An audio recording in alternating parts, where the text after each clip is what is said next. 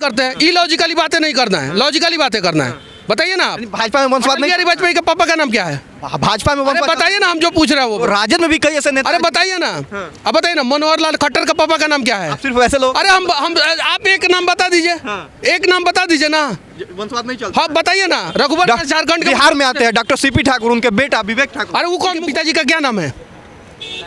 क्या नाम है? मुलायम सिंह यादव। अखिलेश यादव जी के, तेजस्वी जी के पिताजी का क्या नाम है? क्या? लालू जी। और मोहन यादव जो एमपी के मुख्यमंत्री हैं, उनके पिताजी का क्या नाम है? नहीं पता। किसी को पता है? काहे नहीं पता है? काहे कि मोहन यादव अपने बाप के दम पे नहीं थे, सीपी ठाकुर। थे, लेकिन है ना वंशवाद। वो उतना वंशवाद जो है हर जगह रहेगा, उसको हम और आप मिलकर खत्म करेंगे। नेताओं से मिल रहा है, कुछ लोग तो कह रहे हैं कि आप एनडीए से चुनाव लड़िएगा, ये भी तय है। आप स्पष्ट बताइए लोगों को। मनीष कश्यप हमारे साथ है और दिल्ली से आए हैं। बहुत सारा फोटो वायरल हो रहा है जिसमें आप बड़े बड़े नेता से, बड़े बड़े जो है सेलिब्रिटी से मिल रहे हैं। टिकट वगैरह फाइनल हो गया क्या? चुनाव लड़ने का मन बना लिया? बिहार के बाढ़ पे हम लोग काम कर रहे हैं। हम लोग बाढ़ पे काम कर रहे हैं और बिहार में बाढ़ कैसे ना आए उस पे काम कर रहे हैं और उस पे काम लगातार जारी रहेगा। मैं कहीं भी जाता हूँ तो हम बिहार की बात करते हैं। हम ये नहीं कहते हैं कि हमारा भविष्य बना दो भाई, हमारा भविष्य मत बनाओ, बिहार का भविष्य बना दो। और बिहार का भविष्य अगर नेता बनाना शुरू कर ही देंगे तो हमारे जैसे लोगों की जरूरत ही नहीं पड़ेगी। हम पूना में थे, सिविल इंजीनियरिंग कर रहे थे, हमारा ड्राइविंग लाइसेंस चोरी हुआ, यहाँ घूस मांगा, हम घुस गए। यहाँ घूस मांगा हमसे कि 2000 रुपया दीजिए तब आपका जो है डुप्लीकेट लाइसेंस बना के, और पूरा बिहार इस बात को जानता है। अब बेतिया डीटीओ में ये काम हुआ था, मेरा जिला परिवहन कार्यालय जो भी होता है वहाँ पे, और जब हमसे 2000 रुपया घूस मांगा तो हम घुस गए उस सिस्टम में कि साला तो हम तुमको तो घूस नहीं ये देंगे और तुम लोगों को सुधार देंगे। तो अगर हम लोगों के साथ गलत होगा तो हम लोग इनकी दुनिया में घुस जाएंगे जो हमारी दुनिया बर्बाद कर रहे हैं, ये वादा करते हैं। उनकी ही दुनिया है। चुनाव लड़ने की सवाल आपसे इसीलिए किया गया कि कहीं ना कहीं चर्चा यह है कि मनीष कश्यप अब पत्रकारिता कम और नेतागिरी में आने का चांस उसका ज़्यादा है, चुनाव लड़ने का चांस ज़्यादा है। कर रहे हैं पत्रकारिता, अभी कर रहे हैं कि नहीं? प्रोजेक्ट बनाए हैं, 1 महीना मेहनत की है हम लोग, बहुत सारे इंजीनियर से संपर्क किए, बहुत सारे लोगों से संपर्क किए, लॉजिकली बातें कर रहे हैं। बिहार में बाढ़ के समस्या का समाधान कैसे हो उस पर बातें कर रहे हैं। तो अभी भी तो वही है ना, हम अपनी बातों को दूर तक पहुंचा रहे हैं, हम अपने बिहार के लिए आवाज़ उठा रहे हैं। और जब तक कोई भी बिहार के लिए आवाज़ उठाएगा वो तो एक पत्रकार, एक संदेशवाहक का काम करता रहेगा, तो हम लोग संदेशवाहक का काम करते रहेंगे बिहार के लिए। का प्रोजेक्ट है जो आप बाढ़ की बात कर रहे हैं, तो कैसे बाढ़ को जो है आप रोक पाइएगा? देखिए 12,000 से 15,000 करोड़ का प्रोजेक्ट होगा ये कम से कम, और मैक्सिमम जो है 25 से 30,000 करोड़ रुपया जा सकता है इसका, ये प्रोजेक्ट का।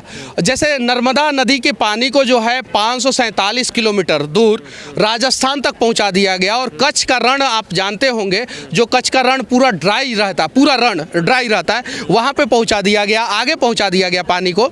वैसे ही 547 किलोमीटर का प्रोजेक्ट हमें बनाने की जरूरत नहीं है, हमें तो 100 किलोमीटर का प्रोजेक्ट बनाने की जरूरत है। कोसी के पानी को जो है गया पहुंचा दिया जाए, इधर गंडक के पानी को जो है गंगा के इस पार पहुंचा दिया जाए। गंगा के इस पार तो है, एक साइड दक्षिण उत्तर में तो है गंडक का पानी, दक्षिण में पहुंचा दिया जाए गंडक के पानी को। ये सारी चीज़ें, 4 नदी सबसे ज़्यादा तबाही मचाती है, उसमें 3 प्रमुख है, गंडक, बागमती और कोसी।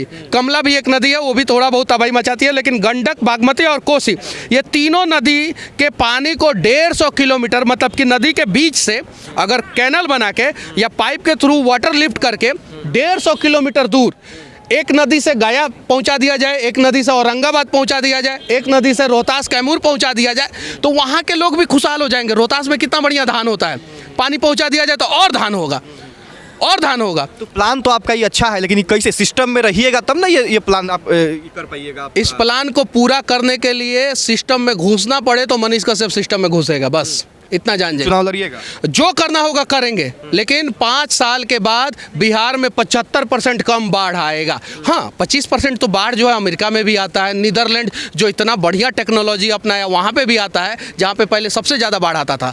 ये चीज़ है, 25% को कंट्रोल नहीं कर सकते, लेकिन जिस दिन हमने 75% को कंट्रोल कर दिया, देखिए इंफ्रास्ट्रक्चर कितना मजबूत होगा। नदी के दोनों साइड डैम बन जाए, बांध बन जाएगा, बांध पे रोड बन जाएगा, वो हाइड्रो पावर प्लांट बन जाएगा। हाइड्रो पावर प्लांट से मतलब कि नदी के पानी से बिजली बनना शुरू होगा।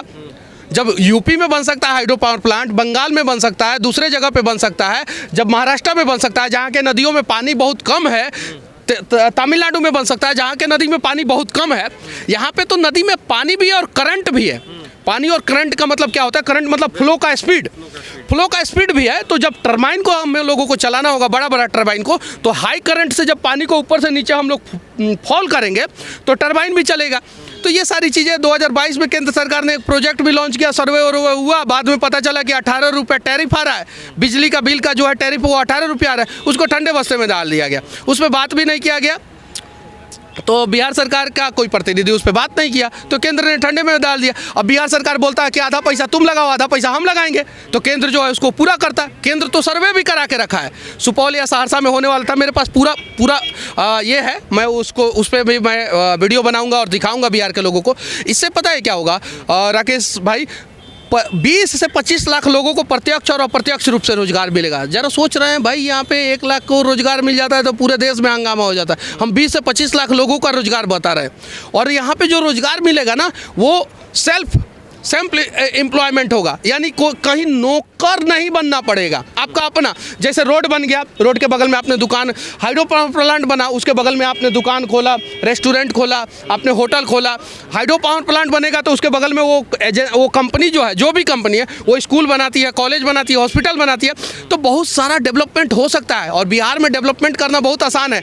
महाराष्ट्र में जब मैं था तो 1 किलोमीटर रोड बनाने में जितना खर्च आता था, महाराष्ट्र में 1 किलोमीटर रोड बनाने में जितना खर्च आता था, बिहार में उससे 20 किलोमीटर रोड बन जाता था, क्योंकि वो पूरा पहाड़ी एरिया है, पूरा उसको तोड़ना पड़ता था। यहाँ तो कुदार से रोड बना देते हैं हम लोग।